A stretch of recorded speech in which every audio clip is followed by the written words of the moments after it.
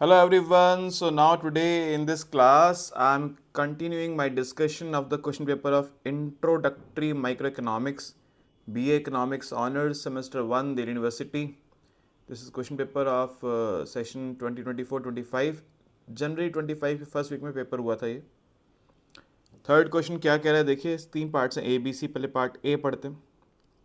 Suppose a country does not allow imports of clothing in its equilibrium without trade. A jacket costs 200 and equilibrium quantity is 30,000. ठीक है भाई. बोलता है once they open for trade the market price of jacket falls to world price 160 and the number of jacket consumed in the country rises to 40,000 while the number of jacket produced declines to 10,000. ये भी सही है जी. कह रहे draw a diagram for the above situation and label all the points clearly. Second part कह रहा है calculate the change in consumer surplus, producer surplus and total surplus that results from opening up of trade. देखो initially क्या था, जो country है वो international trade allow नहीं करती, यानी वो एक सिचुएशन उसको बोलते हैं ऑटर्की. क्या बोलते हैं इसको? बोलते हैं ऑटर्की.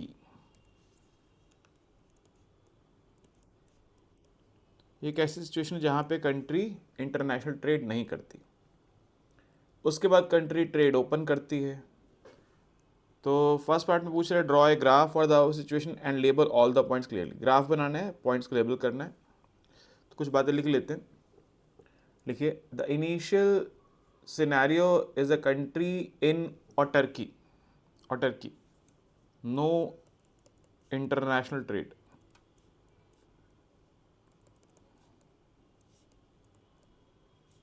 ठीक है. and when the country opens to trade the world price for jackets is lower than the domestic price, which means the country will become importer. Country importer बनेगी क्योंकि वर्ल्ड प्राइस कम है तो कंट्री को इंपोर्ट करना पड़ेगा.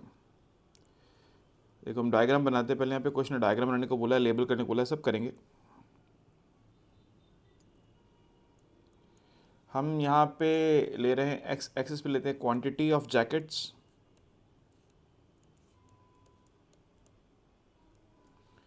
और Y axis पे लेते हैं हम लोग price of jackets.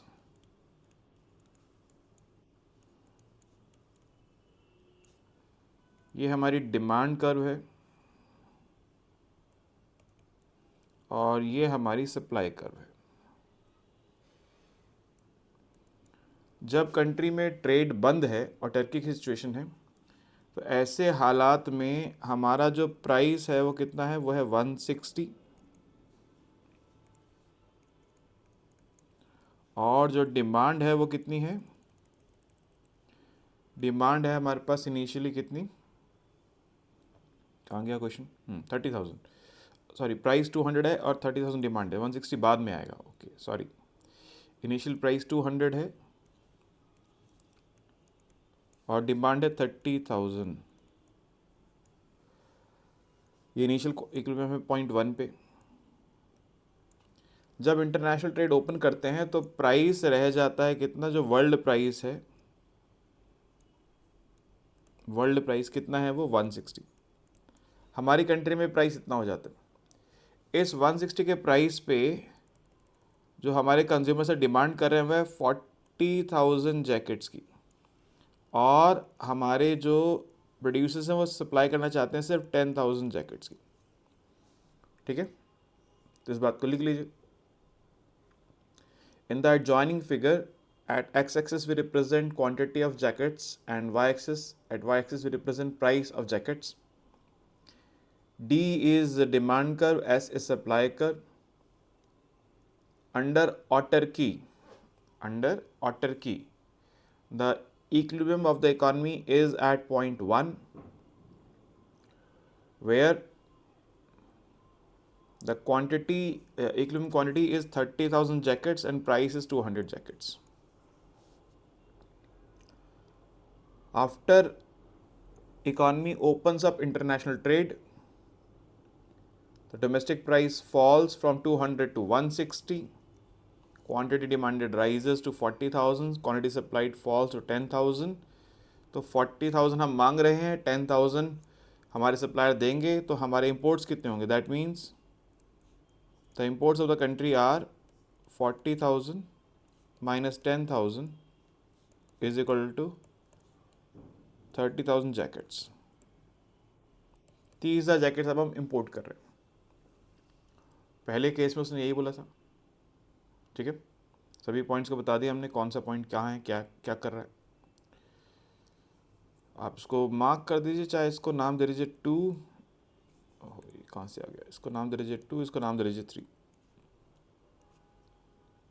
Quantity demanded is corresponding to point 2, which lies at the intersection of world price and domestic demand, and quantity supplied 10,000 jackets is corresponding to point 3, which lies at intersection of world price and domestic supply।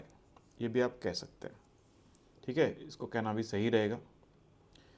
First part में तो यही कहा था question है। Second part में कह रहा है calculate the change in consumer surplus, producer surplus and total surplus. देखो भाई, बात समझना ज़रा।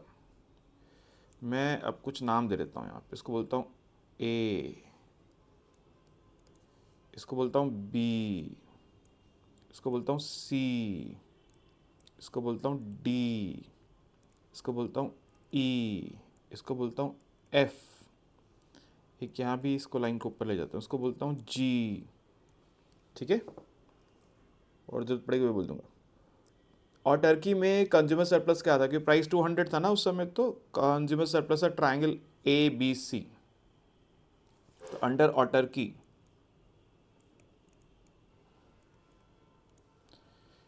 कंज्यूमर सरप्लस था area triangle A B C, और प्रोड्यूसर सरप्लस था एरिया, ये है देखो सप्लाई से ऊपर, इसको भी नाम देना पड़ेगा A B C D E F G, इसको नाम दे दो एच। तो एच बी सी, ये जो एच बी सी था ये ट्राइंगल, ये आपका था प्रोड्यूसर सरप्लस, सप्लाई कर के ऊपर प्राइस लाइन के नीचे, area triangle H B C. So with trade, अगर ट्रेड खुल गया तो, अब ट्रेड खुलने पे कंज्यूमर सरप्लस क्या हो गया, प्राइस 160 आ गया, तो कंज्यूमर सरप्लस हो गया ट्राइंगल ए डी एफ। तो consumer surplus is triangle A D F. और प्रोड्यूस सरप्लस कितना रह गया, अब रह गया एच डी, इतना सा रह गया सिर्फ, ये प्राइस हो गया तो ये रह गया सिर्फ, ये रह गया P S H D F. तो चेंज कितना हो गया जी, कंज्यूमर सरप्लस जो पहले ए बी सी था, पहले ये था, और अब जो है वो ये हो गया है।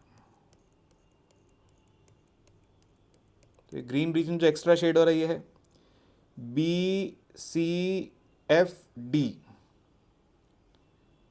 Area region, area region B C F D, यही है ना, बी सी एफ डी। और प्रोड्यूसर सरप्लस जो पहले था, पहले था कितना, पहले था एच बी सी, अब रह गया एच डी ई, तो बी सी डी ई। देखो पहले प्रोड्यूसर सरप्लस था ये था पहले, अब सिर्फ ब्लैक वाला नीचे शेड रह गया, तो ये ब्लू वाला शेड हट गया, कौन सा है, बी सी ई डी। तो area region B C D, area region B C D. ये सिर्फ मैं शेड कर रहा हूँ आपको समझाने के लिए, आपको लिखना है और फिर कैलकुलेशन करनी है। ये मैं जो कलर से अलग शेड कर बता रहा हूँ आपको समझाने के लिए। तो चेंज इन कंज्यूमर सरप्लस कितना है सर, वह है area region B C F D, area region B C F D.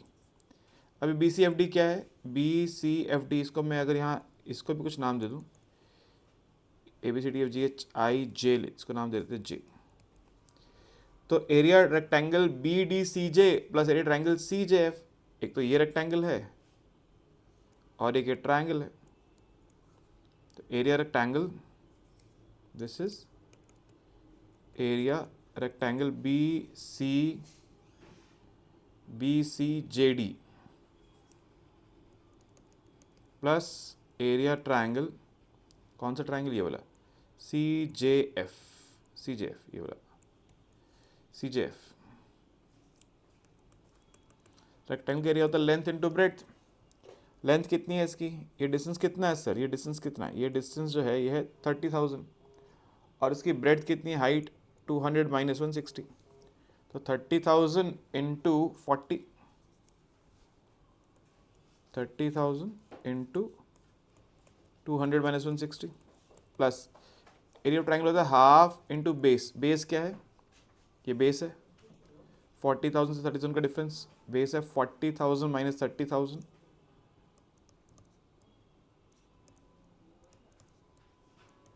Into height.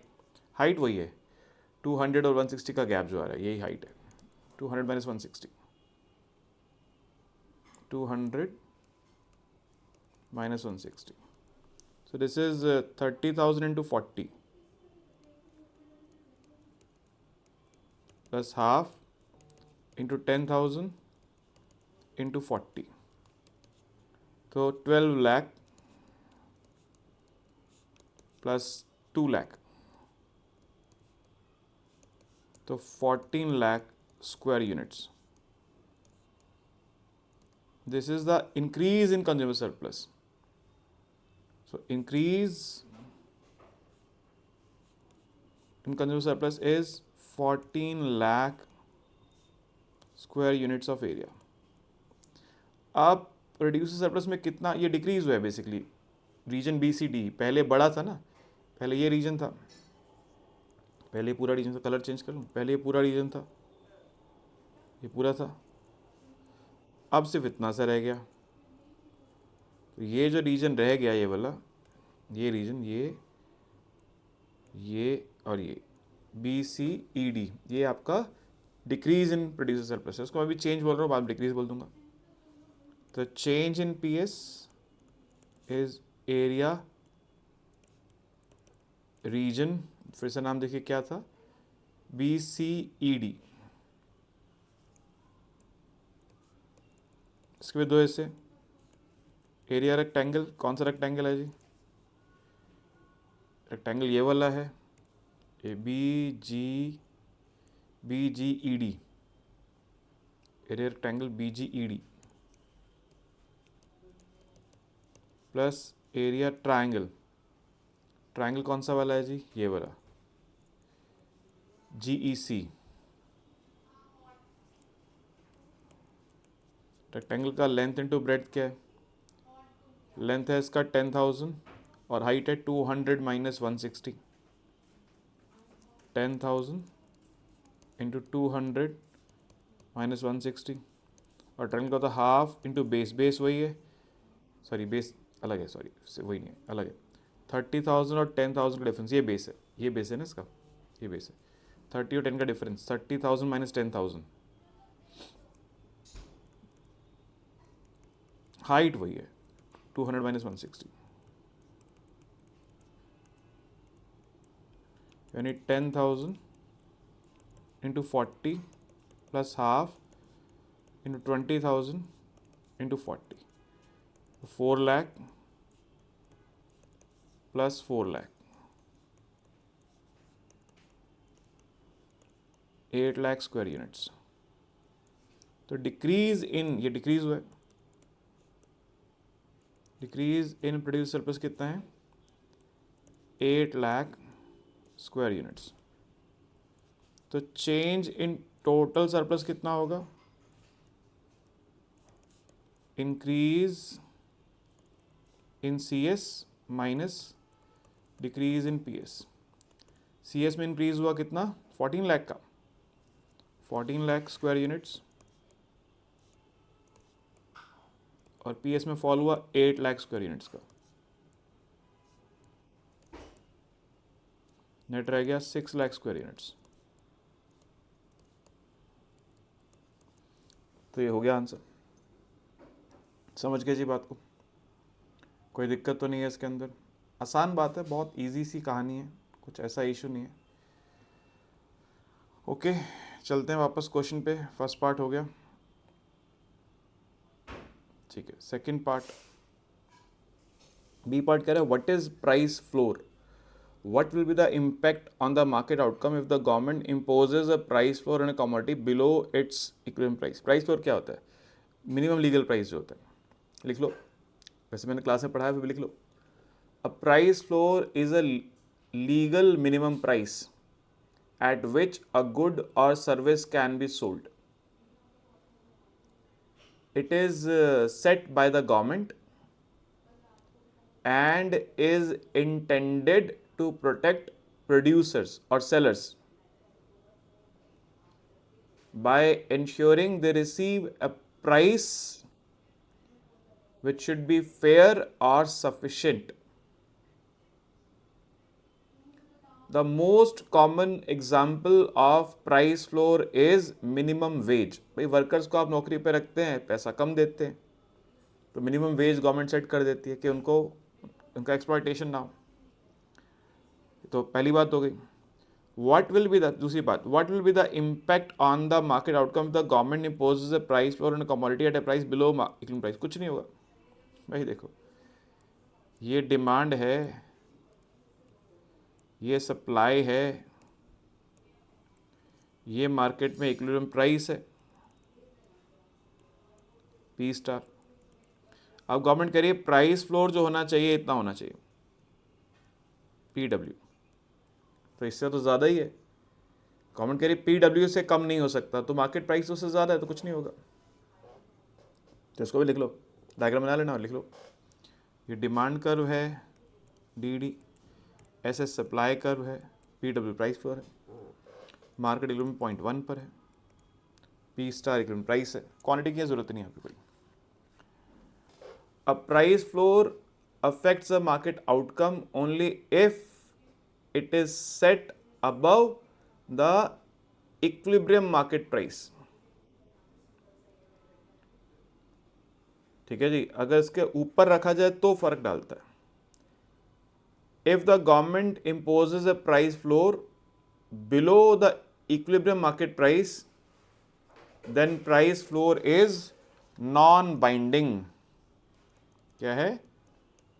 Non binding. The non binding price floor is inconsequential. Inconsequential, कोई कॉन्सिक्वेंस नहीं होता उसका।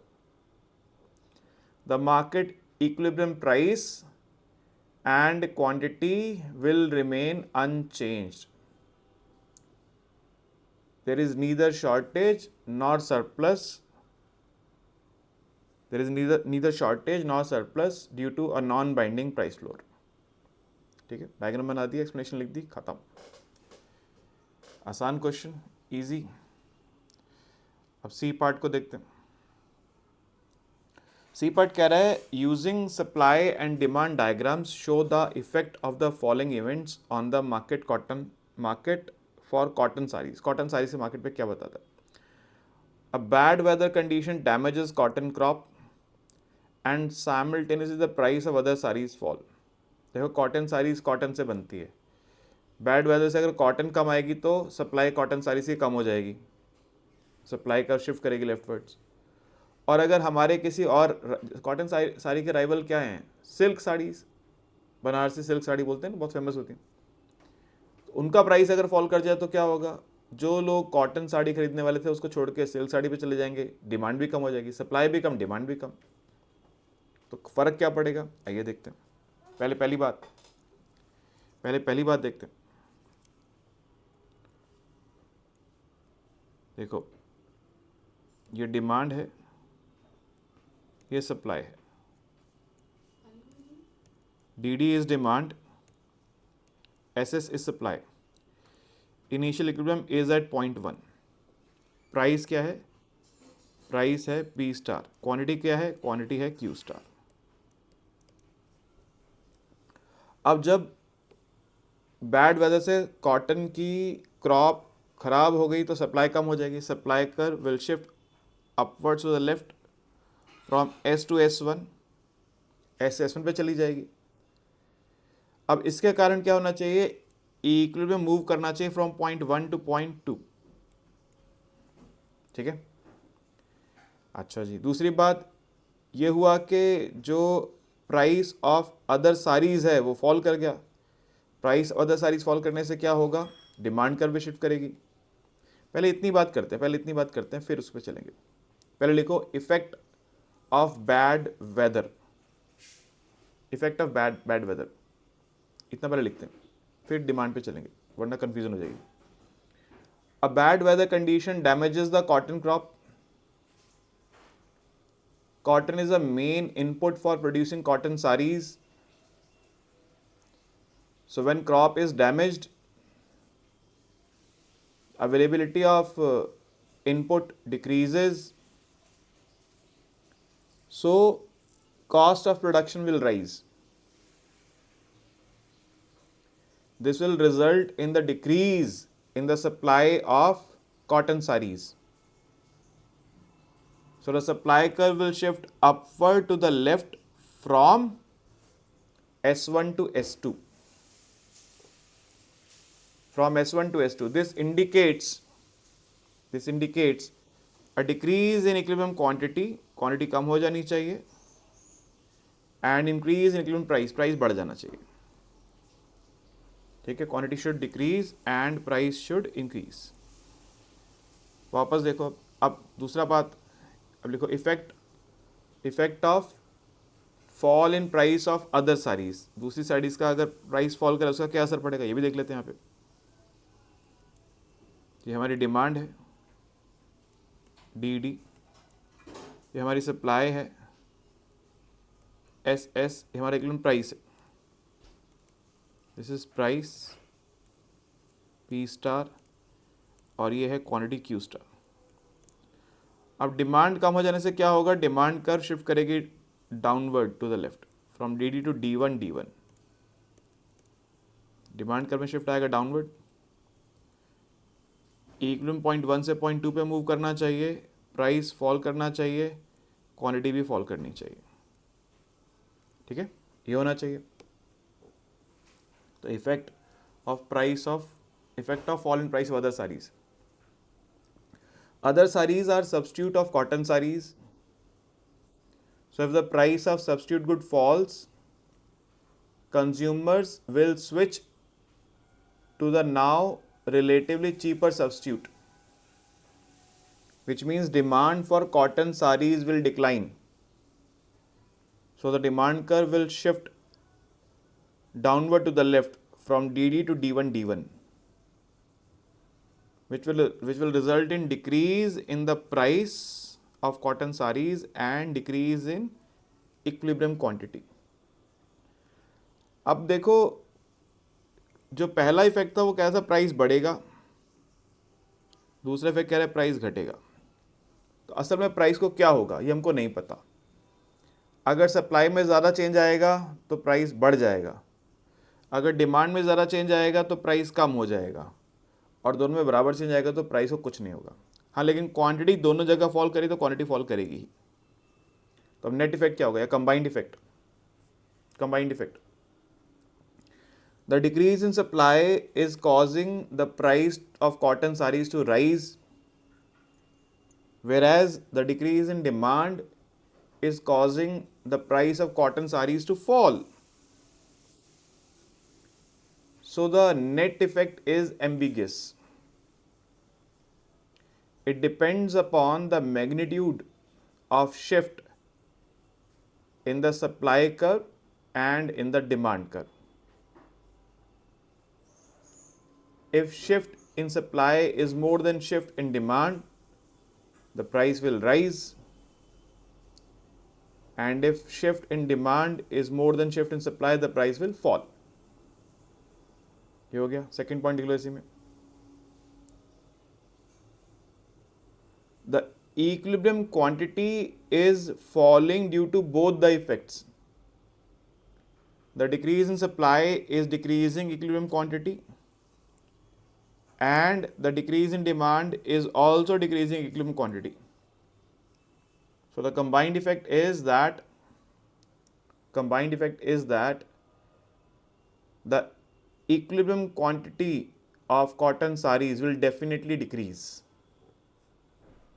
ठीक है, क्लियर है बात। प्राइस का पता नहीं है, प्राइस बता दिया पहले, डिमांड का क्या होगा वो बता दिया। चलो जी, अब सेकंड पार्ट क्या है इसका। सेकेंड पार्ट है new knitting machines are invented. अब नई मशीन यानी नई टेक्नोलॉजी, तो उससे क्या होगा, इनपुट कॉस्ट कम होगी, सप्लाई बढ़ जानी चाहिए। देखो सेकेंड पार्ट में क्या है, यहाँ पे क्वांटिटी है, यहाँ पे प्राइस है जैसे हम हमेशा लेते हैं, ये डिमांड है डी डी, ये सप्लाई है एस एस। अब हमारा इनिशियल लेवल पे प्राइस था पी स्टार, क्वांटिटी थी क्यू स्टार। क्योंकि अब नई मशीन आ गई है तो ऑब्वियसली वो बेटर होगी, कॉस्ट कटिंग होगी, कॉस्ट कम लगती होगी उससे, तो प्रोडक्शन इंप्रूव होगा, सप्लाई बढ़ेगी, supply will shift rightward, downward to the right from S to S one. ऐसा होने पर प्राइस जो है वो फॉल करेगा, पी स्टार से पी वन पे आ जाएगा, क्वांटिटी राइज करेगी क्यू स्टार से क्यू वन पे आ जाएगी। ठीक है, सिंपल सी बात है, लिख लो इस बात को। When new knitting machines are invented, जैसे क्वेश्चन ने कहा है, when new knitting machines are invented, the new machines should obviously represent a technological advancement and should make production more efficient. This should decrease the cost of production of each sari. So producers can make more saris at same cost. This will result in downward shift in the supply curve, downward to the right. ये क्या हो गया भाई साहब, आप क्यों हिल दिए? This result in downward shift to the right of supply curve from SS to S1 S1. The equilibrium of the economy will move from point 1 to point 2. Equilibrium price will decline from P star to P1. Equilibrium quantity will increase from Q star to Q1. अब क्योंकि इसका demand पे फर्क नहीं पड़ता, demand curve में कोई change नहीं हो रहा, क्योंकि ये ना टेस्ट ना प्रेफरेंस को, नई मशीन आने से टेस्ट प्रेफरेंस बदलता नहीं है। ठीक है, since invention of new machine does not directly affect consumers taste और इनकम और price of related goods, so demand curve remains unchanged, demand curve में कोई फर्क नहीं पड़ता, इसलिए यहाँ पे प्राइस कम होगा, डिमांड बढ़ेगी। ठीक है, यही पूछा था, जो पूछा बता दिया, क्वेश्चन ख़त्म हो गया। आसान क्वेश्चन था, होपफुली आप लोग समझ गए हैं। फिर भी कोई बात ऐसी है जो पता नहीं चली, कुछ डिस्कस करना चाहें तो डाउट क्लास में डिस्कस कर सकते हैं, राइट? Okay, thank you.